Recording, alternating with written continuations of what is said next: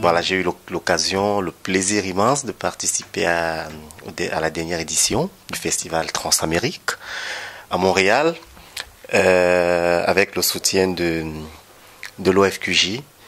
Et je vais dire, ça a été une très très belle expérience.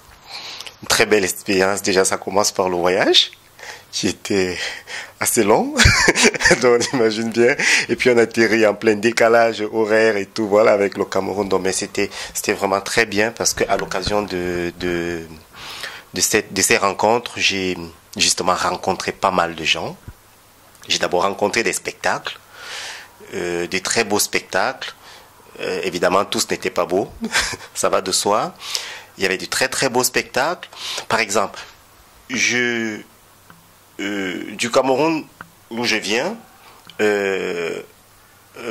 à Montréal, quand je me retrouve, je me suis rapproché de ce qu'on appelle aujourd'hui, enfin cette forme qui est très à la mode de la performance, qui était très très présente sur le festival de la performance. C'est vraiment à l'occasion de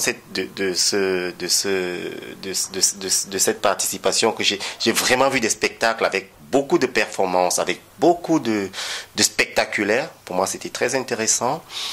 Voilà, j'ai eu l'occasion de parler de mon travail, d'écouter les autres parler de leur travail, de leur approche, de l'art, comment la pratique se déroule chez eux. Et puis j'ai rencontré également des personnes, je parle des rencontres humaines, notamment des artistes. Je crois que si j'avais les moyens du FTA, j'inviterais tout le monde à Yaoundé, mais j'ai pas ces moyens. Finalement, étant donné que j'organise un chantier d'écriture, j'ai voulu, pour la prochaine édition, inviter deux auteurs heureux. Avec eux, voilà, donc deux auteurs, donc Mélanie Léger qui venait du Nouveau-Brunswick. Pourquoi j'ai tenu à inviter Mélanie Léger? Parce que dans l'écriture de Mélanie, qui est très très belle, elle utilise beaucoup le chiac, qui est vraiment un mélange voilà, de français et d'anglais, qui, comme par hasard, ressemble à une langue qui existe au Cameroun aussi, qu'on nous on appelle le camfranglais.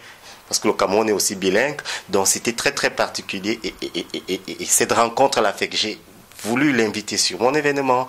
Et également Anaïs Alès, qui est une auteure française et qui est installée à Nantes. Et voilà, donc partant de l'OFQJ, partant de ces rencontres, j'invite ces gens pour d'autres rencontres artistiques. Donc voilà.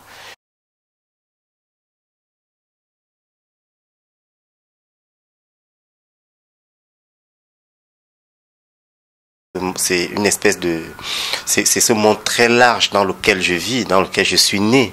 Moi, je suis né, c'est ma première langue, par exemple. Moi, j'ai appris le français avant de parler ma langue maternelle. J'écris en français. J'écris mieux en français que dans ma langue. C'est l'héritage de la colonisation.